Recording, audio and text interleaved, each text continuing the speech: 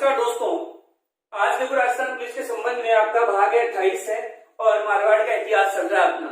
तो देखिए मारवाड़ के इतिहास में मालदेव का है विशेष योगदान।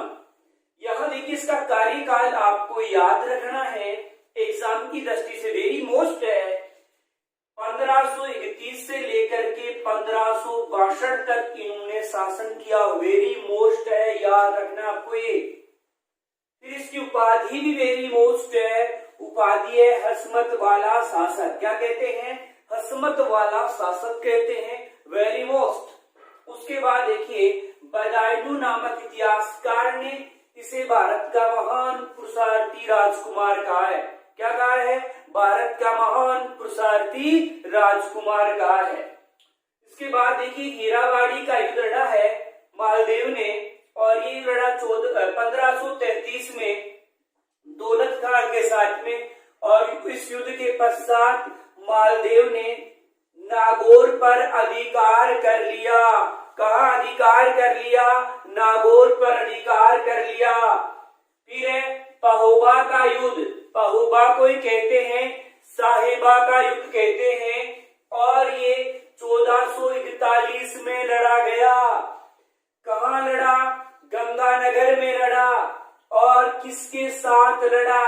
तो बीकानेर के शासक जेतसी के साथ युद्ध लड़ा। जेतसी इस युद्ध में मारा गया। जब जेतसी मारा गया तो बीकानेर को मारवाड़ में मिला लिया। वेरी मोस्ट लाइन है, बीकानेर को कहा मिला लिया?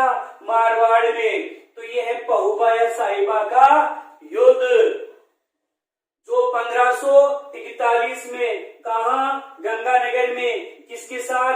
बीकानेर के शासक जेतसी के साथ लड़ा, और जेतसी युद्ध में मारा गया, तो इसने बीकानेर को मारवाड़ में मिला लिया।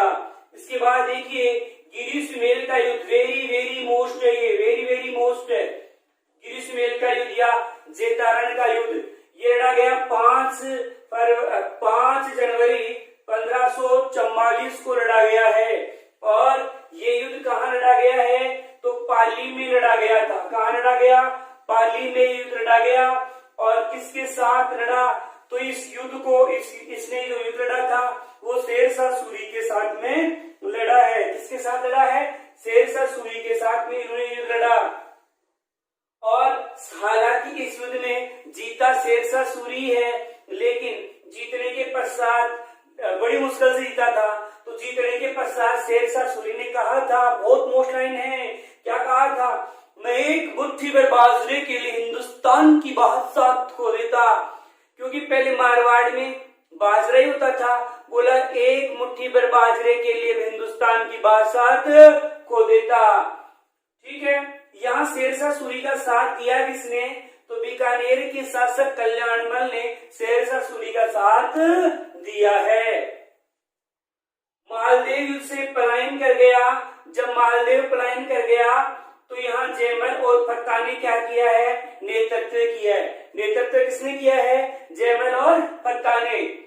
इसके बाद देखिए मालदेव की एक रानी है जिसका नाम क्या है? रूठी रानी है। क्या नाम है? रूठी रानी है, जिसका वास्तविक नाम है उमादेव। मालदेव की रानी है रूठी रानी, जिसका वास्तविक नाम है उमादेव। चुमादे नहीं, उमादे है, उमादे। चुमादे अलग बात होती है, ये उमादे है।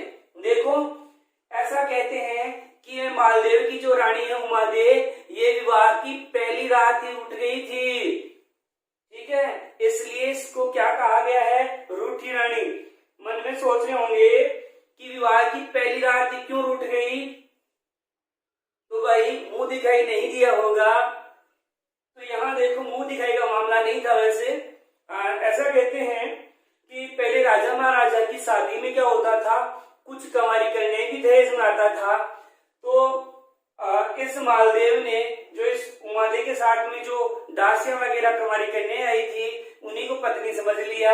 इसलिए विवाह की पहली रात ही क्या है? रूठ गई थी। क्योंकि मालदेव ने उमादे की तरफ नहीं देखा, किनकी तरफ देखा? वो दासियां जो थी या जो कंवारी करने आई थी उनकी ओर इसने ध्यान लगाया। इसलिए विवाह की पहली रात रूठ कर ये चली गई। आजीवन रूठी रही। इसलिए इसको लोक देवी के रूप में पूजा जाता है। और ये रूट करके अजमेर के तारागढ़ दुर्ग में आ गई थी।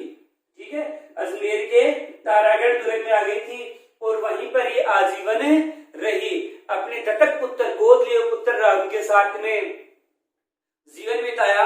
और जब मालदेव की मृत्यु हो गई थी तो ये जो उमादे है वो पगड़ी के साथ में क्या हो गई थी, सती। तो जो पगड़ी वगैरह या किसी प्रतीक के साथ सती होती है उस महिला को महासती कहा जाता है। तो महासती भी कहते हैं उमादे को। ठीक है, तो इस प्रकार से ये उमादे है। हालांकि जब तारागढ़ दुर्ग पर शेरशाह सूरी ने जब आक्रमण किया था तो मालदेव ने इस रूठी रानी को मनाने के लिए ईसर बारट को भेजा था। किसको भेजा था? ईसर बारट को भेजा था। लेकिन जो अन्य रानियां थी उन्होंने आशा बारट को भेजा था रोकने के लिए। ईसर बारट ऐसा व्यक्ति था जो दो व्यक्तियों में अगर विवाद हो तो विवाद को समाप्त कराने वाला व्यक्ति था ईसर बारट। जबकि आशा बारट क्या था? आशा बारट ऐसा व्यक्ति था कि दो में लड़ाई कराने में माहिर था। तो अन्य रानियों ने आशा बारट को भेजा ताकि वो रूठी रानी को रोक सके आने से। तो बाद में वो नहीं है साहब, इसने बहका दिया आशा बारट ने। इसके बाद देखो मारवाड़ का सर्वाधिक विस्तार किसके समय हुआ है? मारवाड़ का सर्वाधिक विस्तार जो है, मारवाड़ का सर्वाधिक विस्तार किसके समय हुआ है? तो मालदेव के समय सर्वाधिक विस्तार हुआ है। इस मालदेव ने एक बार हुमायूं का सहयोग करने का वादा किया था। जब हुमायूं जो है मुगल सम्राट नहीं रहा और सिंध पाकिस्तान को भाग गया था, क्योंकि बिलग्राम चौसा युद्ध में शेरशाह सूरी ने इस हुमायूं को हरा दिया था। तो मालदेव ने वादा किया था कि आजा मैं तेरा सहयोग करूंगा हुमायूं का। लेकिन हुमायूं जो है नहीं आया था। ठीक आया था लेकिन बाद में उसे लगा कि हो सकता है मुझे धोखा दे, वापस भाग गया था हुमायूं। इस मालदेव ने अपने जीवन में कुल कितने युद्ध लड़े हैं? 52 युद्ध लड़े हैं, जिनमें से 51 में विजय रहा है।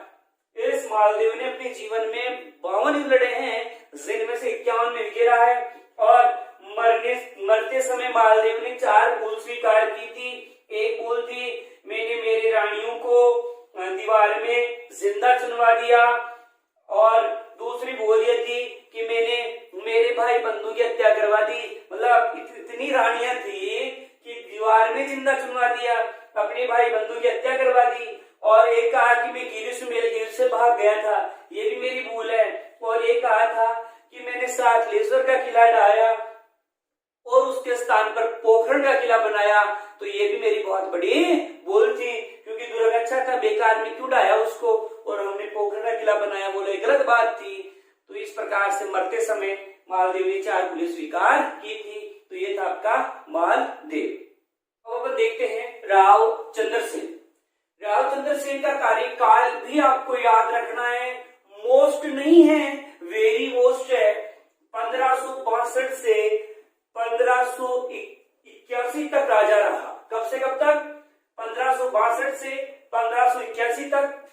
अब इसकी उपाधियां हैं वो वेरी मोस्ट है। अधिकांश उपाधियां एग्जाम में पूछी जा चुकी है। देखो मारवाड़ का प्रताप कहते हैं। मारवाड़ का क्या कहते हैं? प्रताप। मारवाड़ का विस्तृत नायक कहा जाता है। मारवाड़ का पथ प्रदर्शक कहते हैं और प्रताप का अग्रगामी कहते हैं। और सबसे ज्यादा पूछा हुआ है भूला बिसरा राजा कहते हैं। ठीक है, मारवाड़ का भूला बिसरा राजा किसे कहते हैं? वेरी मोस्ट क्वेश्चन है।